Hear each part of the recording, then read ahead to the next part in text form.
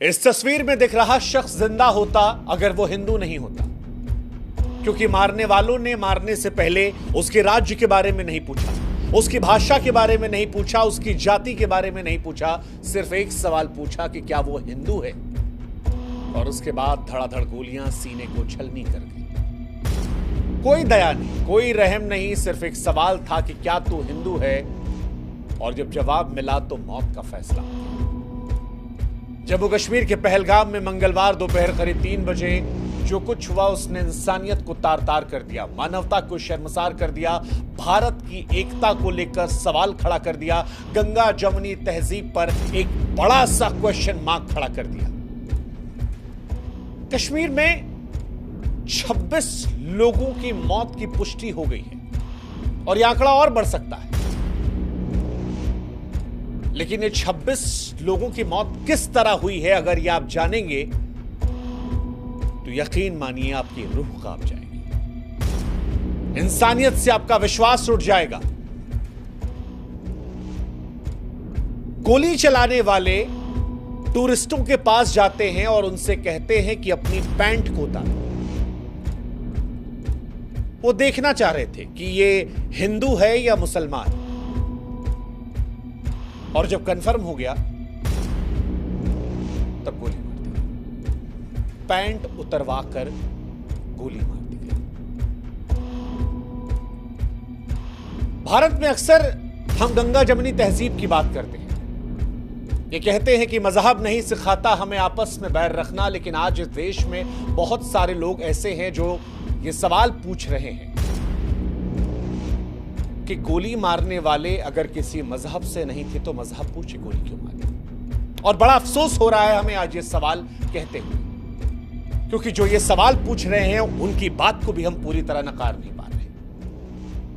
चंद रोज पहले हम कश्मीर के अंदर थे और हजारों लोगों से मिल रहे थे, बेशुमार मोहब्बत हमें भी मिली थी, लेकिन उसी कश्मीर में वो लोग भी हैं जो मजहब, जो धर्म देखकर लोगों को कत्ल कर रहे हैं। और इसी वजह से आज बड़े अफसोस से हम कह रहे हैं कि इस सवाल को हम चाह कर भी नकार नहीं पा रहे, क्योंकि जिन्हें मारा गया उनके साथ कोई बहस नहीं हुई, कोई सवाल नहीं पूछा गया, इंसानियत को नहीं देखा गया।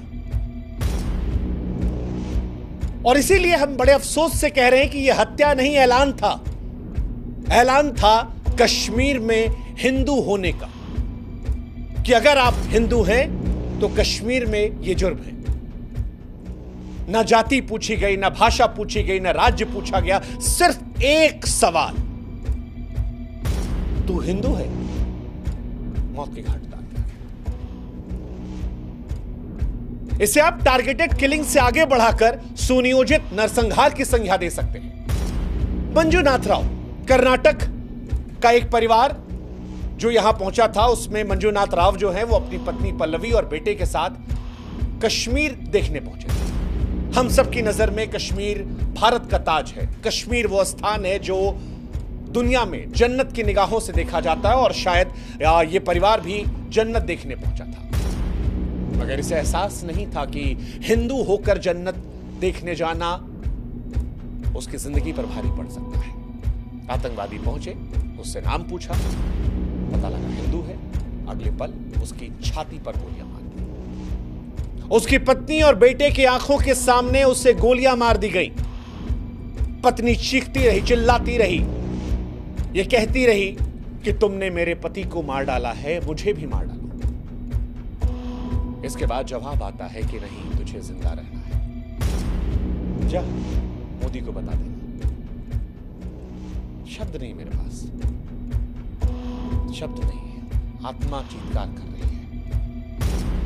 हम इस देश में दिन रात संविधान की दुहाई देते हैं। संविधान कहता है कि हम सब एक हैं, बराबर हैं, मगर आतंकवादियों का संविधान, वो कहता है कि हिंदू काफिर है, उसे सांस लेने का हक नहीं। वो कहता है कि अल्लाह का फरमान है कि हर काफिर का खून बहा दो। बांग्लादेश से बंगाल और कश्मीर तक मारने वाले भी वही, मरने वाले भी वही, और ये बड़े अफसोस के साथ कहना पड़ रहा है, बड़े अफसोस के साथ कहना पड़ रहा है। ऐसा नहीं कि इस आतंकवादी घटना के जरिए इस देश के हर मुसलमान को हम निशाना बना रहे हैं, लेकिन आज इस घटना का जो विरोध नहीं करेगा, सवाल उस पर उठेगा, क्योंकि आज ये हत्या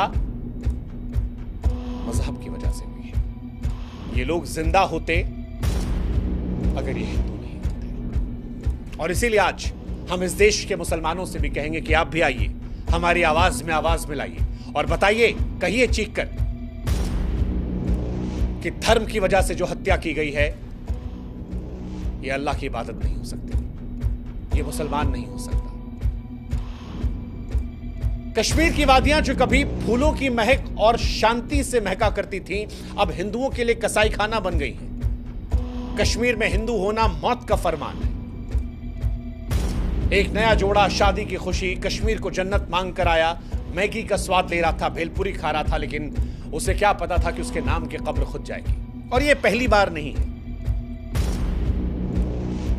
द कश्मीर फाइल्स ने जब कश्मीरी पंडितों के घाव को कुरीदा था, तो उस फिल्म को इस्लामोफोबिक कहकर खारिज कर दिया गया था। कुछ तारीखों के हेरफेर को लेकर पूरी घटना को इंकार कर दिया गया था। लेकिन कश्मीर में आतंक का मजहबी खून इतिहास जानना जरूरी है, और आज वो इतिहास हम आपको बताएंगे। 1989 में टप्पू की हत्या, 1990 में रालेफ गालेफ और चालिफ का नारा, 2025 की ताजा लाशों की तस्वीरें। ऐसा लगता है कश्मीर में हिंदुओं के खून को बहाना रिवाज बन गया है। लश्कर से लेकर टीआरएफ, हिजबुल, सब ने सिर्फ और सिर्फ एक मजहब का खून पिया है, और वो है 1989 से ही कश्मीर हिंदुओं के लिए कब्रिस्तान बन गया है। जेकेएलएफ के बिट्टा कराटे ने 20 से 40 पंडितों को काटने पर गर्व किया। 1990 में सैकड़ों हिंदू मारे गए। लाखों हिंदू पंडित ऐसे थे जो अपनी जड़ें छोड़कर वहां चले गए। नदी मार्ग में 24 पंडितों का नरसंहार हुआ। बीके गंजू की चावल के डब्बे में हत्या हुई। और ये सारी कहानियां हम सबके सामने आई, लेकिन सेकुलर नौटंकी में उलझकर हमने इसे खारिज कर दिया। लेकिन क्या बदला? आज भी नाम पूछकर ठोका जा रहा है। 2022 में 150 पंडित कर्मचारी डरकर भाग गए थे। 2023 में संजय शर्मा मारे गए, और अब पहलगाम में पर्यटकों खत्म। अब नहीं तो कब कहेंगे कि यह नरसंहार नहीं है, यह हिंदुओं का सुनियोजित जनसंहार है। फरवरी 2019 के पुलवामा हमले में 47 जवान शहीद हुए थे, और उसके बाद यह अब तक का सबसे बड़ा घटनाक्रम है।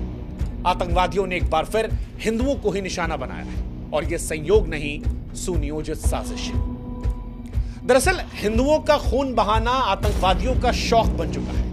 न जाति, न भाषा, न राज्य, बस एक सवाल कि क्या तुम हिंदू हो?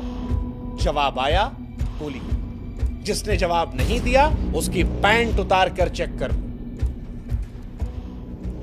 सवाल आज इस देश की सरकार से भी है। सवाल आज प्रधानमंत्री नरेंद्र मोदी और गृहमंत्री अमित शाह से भी है कि जब आप ये दावा करते हैं कि देश सुरक्षित हाथों में है, तो ये टारगेटेड हमले कैसे हो रहे हैं? मोदी सरकार बार बार कहती थी कि नोटबंदी के बाद, धारा 370 खत्म होने के बाद आतंकवाद खत्म हो गया था। लेकिन पिछली बार जब डोनाल्ड ट्रंप आए तब दिल्ली जली। अब अमेरिका का उपराष्ट्रपति आया है तो कश्मीर में खून बह रहा है। क्या ये सब संयोग है? लगता तो नहीं। लेकिन सवाल यह है कि आप क्या कर रहे हैं? देश के गृह मंत्री कश्मीर के दौरे पर गए हैं, लेकिन इस घटना के होने के बाद कश्मीर में आतंकवादियों के हौसले क्यों नहीं इतने पस्त थे कि ऐसी घटना करने के पहले उन्हें 1000 बार सोचना पड़ता? क्यों आतंकवादियों में वो खौफ नहीं था? और इस सवाल का जवाब देना पड़ेगा देश के गृह मंत्री को भी, देश के प्रधानमंत्री को भी। शब्दों के खंडहर में न्याय की तलाश नहीं हो सकती, क्योंकि जनता देख रही है, और जनता को बयान नहीं, बदला चाहिए, निर्णायक बदला। जो खून बहा है उसका जवाब चाहिए, बिना भाषण, बिना दिखावा। कश्मीर में अगर हिंदू होना गुनाह बन गया है, तो फिर सरकार की खामोशी पर सवाल उठेगा, क्योंकि सरकार आपको यह जवाब देना पड़ेगा कि आप देश चला रहे हैं या लाशें गिन रहे हैं। और अगर मोदी सरकार के भी राज में हिंदू की पहचान उसकी मौत बन जाए, तो फिर किस शांति की बीन बजाई जा रही है? सोचेगा। यह हमला लश्कर तैयबा के संगठन द रेजिस्टेंस फ्रंट द्वारा किया गया था। जम्मू कश्मीर के पुलवामा के बाद यह सबसे बड़ा हमला था जो मजहब के नाम पर हिंदुओं का खून बहा रहा था। इन सब के बीच हम सब खामोशी से देख रहे थे। सड़कों पर हिंदुओं का लहू बह रहा था। पहलगाम का जो हमला है वो रूह कपाने वाला है। लेकिन अब बहुत हुआ और इस बात को खुलकर कहना होगा कि अब बस करो। अब निर्णायक लड़ाई लड़ो सरकार। और आप जो आज हमें सुन रहे हैं, जो चुप हैं वो भी दोषी हैं, जो डरते हैं बोलने से वो भी पहलगाम के इस खून में जिम्मेदार हैं। जो लोग आतंकवादियों की भाषा को विरोध समझते हैं, वक्त आ गया है कि उन्हें भी देशद्रोहियों की कोटि में डाला जाए। अब या तो बोलो और या इस बात का एहसास रखो कि आपकी चुप्पी का बोझ आपके बच्चों की लाशों को उठाने पर भी मजबूर कर सकता है। कश्मीर सिर्फ हिंदू का नहीं बल्कि भारत का मुकुट है और यह हमला भारत की अखंडता, भारत की एकता पर भी किया गया है। अब इस मुकुट पर खून के छींटे और बर्दाश्त नहीं, क्योंकि आतंकवाद एक ऐसा सांप है जो पूरी दुनिया को निगल जाएगा और उसे कुचलना जाना जरूरी है। और कश्मीर में मजहबी आतंकवाद का सच अब सारी दुनिया को स्वीकार करना होगा। यह लड़ाई केवल कश्मीर की नहीं है, केवल भारत की नहीं है, यह मानवता की जंग है। आतंकवादियों, उनके समर्थकों, सहानुभूति करने वालों को बेनकाब करना होगा। सरकार से खाना पूर्ति नहीं बल्कि कड़ी कार्रवाई की उम्मीद होगी। हर आतंकवादी को जड़ से उखाड़ना होगा सरकार। हर एक हिंदू का जो खून बहा, हर एक इंसान का जो खून बहा है कश्मीर में, उसका हिसाब लेना होगा। आप कश्मीर को जन्नत बनाने की तैयारी करो, लेकिन उससे पहले इस खूनी जहर को खत्म करो। देश की जनता चीख रही है, अब और खून नहीं, अब और आतंकवाद नहीं, अब और भारत की अखंडता, एकता पर हमला नहीं। आशा करते हैं कि इस घटना के बाद ऐसी घटना से हमें आपको रूबरू नहीं होना पड़ेगा, और अगर होना पड़ा तो इससे बड़ा दुर्भाग्य देश का नहीं होगा। आशा करते हैं कि जिनका खून बहा है उन्हें इंसाफ मिलेगा। आशा करते हैं कि 140 करोड़ भारतीय एक सुर में सुर लगाकर कहेंगे कि जो हुआ वो भारत की अखंडता, एकता पर हमला था और भारत मजहबी आतंकवाद की तरफ है। और जो नहीं कह रहा उसके बारे में आपको सोचने की जरूरत है।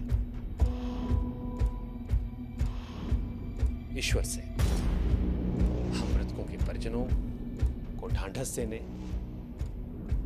और मृतकों के लिए शांति की दुआ करेंगे। ओम शांति।